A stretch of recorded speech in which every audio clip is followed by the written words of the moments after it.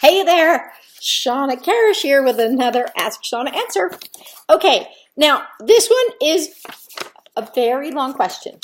So I'm going to kind of abbreviate it down a little bit. I read it all, but you don't necessarily need to hear it all. So it's from Susan, and Susan has Chief, who is an 18-year-old Limpizan Arabian great horse. And when she first got him 7 years ago, he came with lots of problems due to mishandling from his previous owner. But anyway, so they've made, the deal is she kind of got into positive reinforcement. They've made great strides. In large letters, she said, it changed everything. So I love that. And Chief loved it and began, so really kind of unpacked a lot of the issues and really got him to a good place. But he has one little sticky spot. And it is, so now to my question, my Chief is very bonded to my husband's trail horse, and he gets very emotional when his buddy leaves him. It doesn't matter whether Chief is left in with another horse or not. He'll run the fence screaming, and he just gets really worked up. As soon as his buddy is back, he begins to calm down. And when I have a halter and lead robe on, he's better. It seems as if he finds some comfort in just being with me, but I still see the tension, anxiety in his body language, and he's still rather vocal. So far, my husband and I have been trying to address the issue by the following method. I have Chief with me in a halter and lead rope, and we stand together as my husband rides his horse a short ways and stops. As soon as Chief shows any sign of relaxing and is quiet, I click and reward, and his buddy is brought back. We have been building on this with my husband riding his horse further away and out of view, and we're seeing a little progress with Chief looking in the direction his buddy has left, but showing a marked improvement on relaxation and a little less vocalization and a little more focus on me. Of course, I'm clicking rewarding as it improves and his buddy's returning to him when he's in a calmer state. Do you have any suggestions on how we could take this method and apply it to him being free in the pasture or paddock? There's so much anxiety in him that when he's free, I'm not sure that what would be safest and most effective way to build his confidence. I feel it's possible because when trailering his buddy along with his other horse. Okay, so it goes into kind of some trailering things when he doesn't see him leave seems to be a little bit better. And she apologizes for such a long story. Nope, I appreciate all the passion. That's all right. Okay, so what I want to do, when she says Chief thanks me too. Anyway, so what I want to do, what I think, okay, there's a few little pieces. One, you're getting some progress. So that shows you're on the right track. But I think I would boil things back down a little bit. If there's any way your husband cannot ride his trail horse out right now without Chief, I would really work on that, because every time that happens, it's basically flooding Chief, and it's making him more sensitive to the fact that he's leaving. So I would, if you can, put a hiatus on it until you can work these pieces out or go together. The biggest thing, when I have a horse, when I'm working with a horse with such separation anxiety, and boy, I've worked with a lot of them, I basically realize the horse finds being with the other horse or horses more reinforcing than being with me.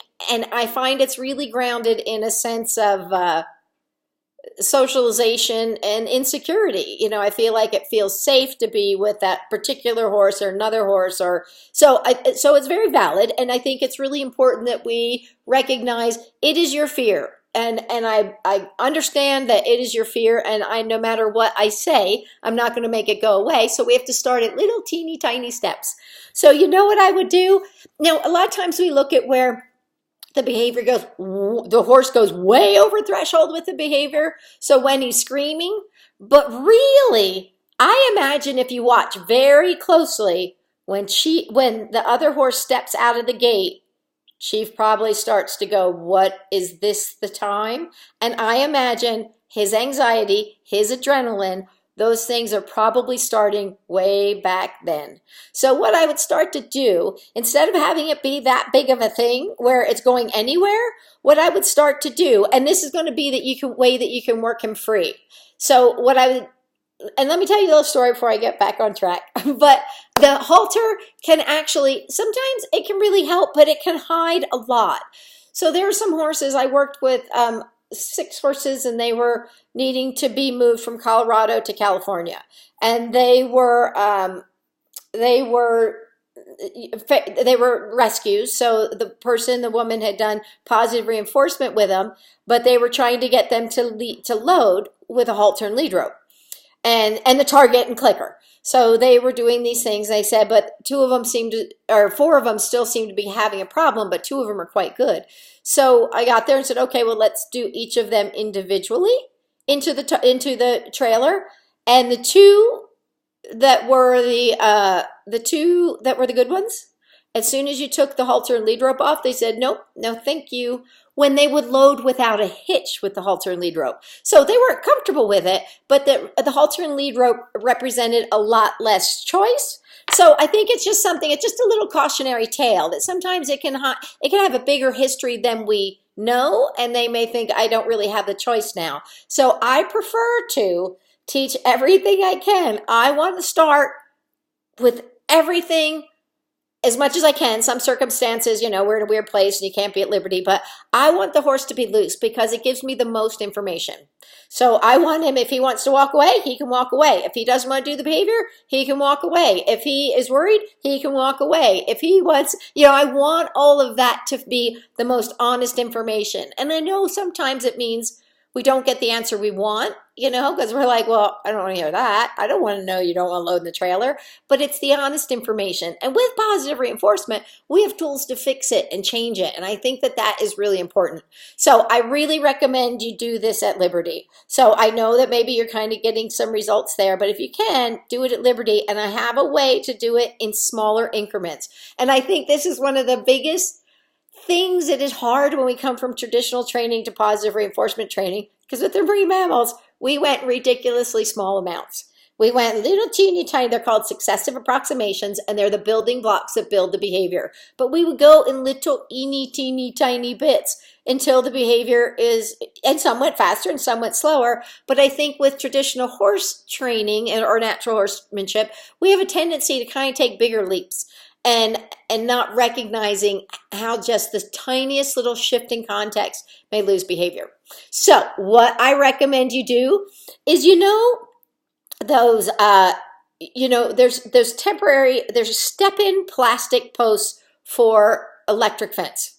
And so they're inexpensive and you can just step on them and push them into the ground.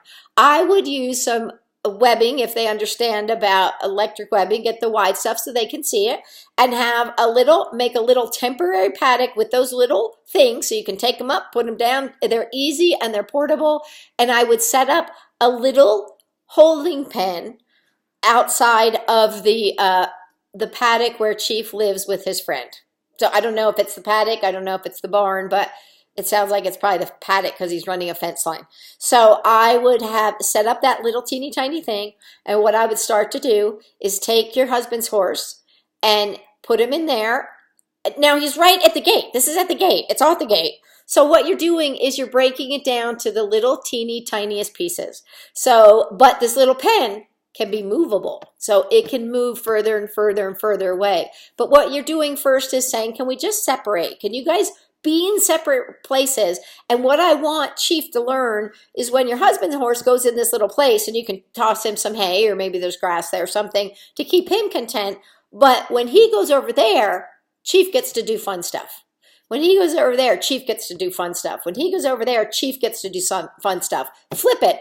The other horse stays there. Chief goes in this little area. Chief gets to do fun stuff. So he starts learning that every time that your husband's horse leaves, good things happen. And we start changing neural pathways. Now instead of him going, oh my gosh, you're leaving, the world's falling apart, he starts to go, oh, he's going away. I know what's going to happen. I'm going to do something. But you're keeping him under threshold. So we want it where he says, I can deal with that. Because sometimes we say to ourselves, well, that's not that big a deal. I know, but I think with Chief, it probably is a bigger deal than he's letting on. So just having the horse step out there, and then you work with Chief, and then flip-flopping, and then work with Chief, and then that's great. And so he starts to build up and see, oh, when he goes away, nothing bad happens, and then put the horses back together and everybody's calm. Okay, next thing you do is you move it a little further away. Now maybe it's 5 feet off of the gate, but it's still this little pen that you can make that is big enough to work in, and you can again give hay or grass and then Get it? So you keep swapping it and keep moving that pen a little bit further away and a little bit to different places and swapping. One leaves, the other leaves, one leaves, the other leaves. So he starts to learn that when he goes away, good things happen. So I think by breaking it down to smaller bits, you're going to start to build up a lot more confidence and a lot more security, and definitely a stronger reinforcement history with saying he goes away and good things happen. So instead of looking at it and having it be an unpleasant reinforcement history, you start making it a pleasant reinforcement history where he says, I want good things and good things will happen. I would keep moving at that until you can move it further and further away and he gets the idea, we go and do these things. Now, until you can eventually get them out of sight. I imagine that's how it goes, that you take him somewhere and tack him up. I don't really know your situation, so that's a big presumption. But if you, but if you can get them where they can eventually go out of sight. But remember, when they first go out of sight, don't put so let's say, I'm just making this up in my head. Let's say your fields here and your barns here, where the tack room or whatever, where he goes to get in the cross ties or gets tied or whatever it happens. What I would do is as you start to move it away, I would have that pen, that little portable work area, I would have it be where it is half behind the building, half not behind the building. So that you can kind of have your husband actually take his horse for a second, and this is going to be a long process. No, I mean, sometimes it goes faster than you think, but I think you need to do this because he has a deep-seated trauma, and you don't want him feeling so insecure and lost every time he goes.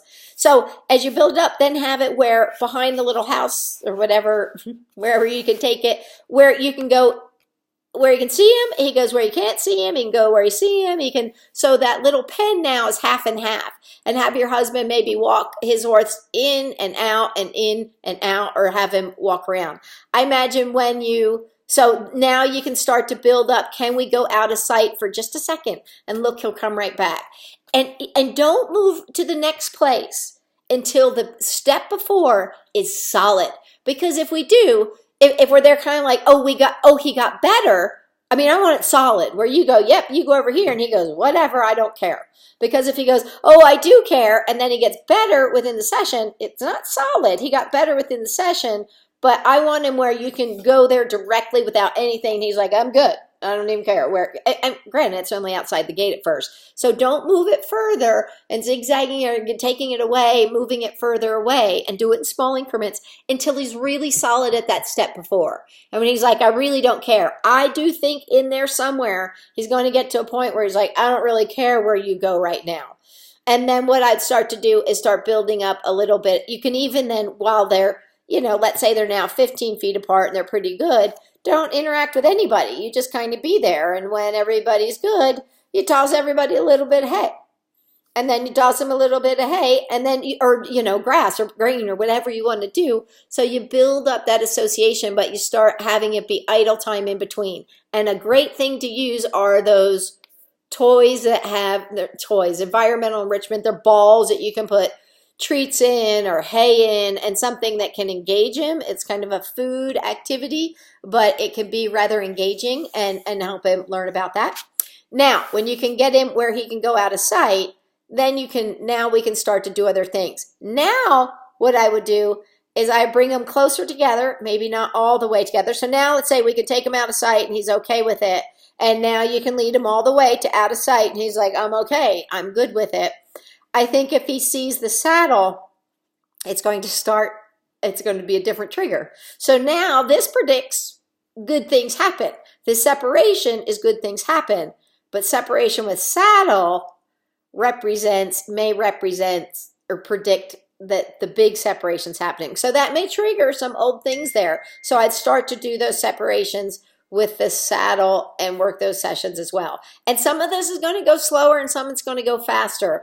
But you asked. That's how I would do it. Really, it's just building new associations where they learn that good things happen and it's not that big a deal and they're not going to be so lost. And then creating a little bit where there's a little bit more free time in between. Maybe you go work the other one, your husband's horse, And when your guy's good, you go over and give him more and then come back. So he starts learning that he can be by himself, that you're going to come and his friend is going to come back. So it's a slow process, but build it up. You're on the right track, but I really do encourage you to do it in smaller steps at liberty so you can see all of that information and how he feels. So thank you, Susan. I'm glad you asked. It's a big question. And it's a really important question because this is not an uncommon problem. And I think that it is, if I find any part in my horse's life where they have, you know, like they're aggressive with food or really protective of food or resource guarding this or really worried about this or separation anxiety, I always feel like there's kind of a hole in there somewhere that I want to help them learn that it's okay. And I think this is one of those places, and I love that you want to take the time and help him out. And I think by going slower and give them choices and then putting them back together, and really you are, the putting them back together is a huge reinforcement. You know, so you're ending the aversiveness, frankly, of being by himself and his friend comes back. So using that at the best of times, you're being really smart about those pieces. Anyway, I hope that helps you out. If you have more questions as you progress along, please don't hesitate to reach out and ask, because sometimes you'll get help for that part and then kind of a new thing can pop up. Anyway, hope that helps, and I look forward to an update. So if you or anybody else wants to ask questions, which you know, Susan, but some people don't, you can go to www.on-target-training.com. So it's on target training with hyphens. And that's my website. And you're going to find a tab that says Ask Shawna, and you can submit a question there. So that is where you go to that. Sometimes I also have some things. I may even have a podcast about separation anxiety, but you can go on my website. You can also find podcasts, and the podcasts walk you through some some of the issues we come up with, and I'm putting it more out all the time. And then finally, if you want to learn more about what I'm up to, you can go to terranovatrainingcenter.com, TerraNova, terratrainingcenter.com, and that is because it's new ground. We're breaking new ground with using the positive reinforcement, moving into more and more out into the world. So you can go there and see my schedule, see what I'm up to, see when we have workshops, see what we're doing, or just learn more about positive reinforcement. And there's a newsletter you can sign up for. So that's all my information that I got for you now. Anyway, I hope that helps, Susan, and I look forward to hearing an update at some point. I'd appreciate that if you have the time, or if you have more questions. And anyway, until next time, everybody out there, you enjoy getting your horses on target. Bye.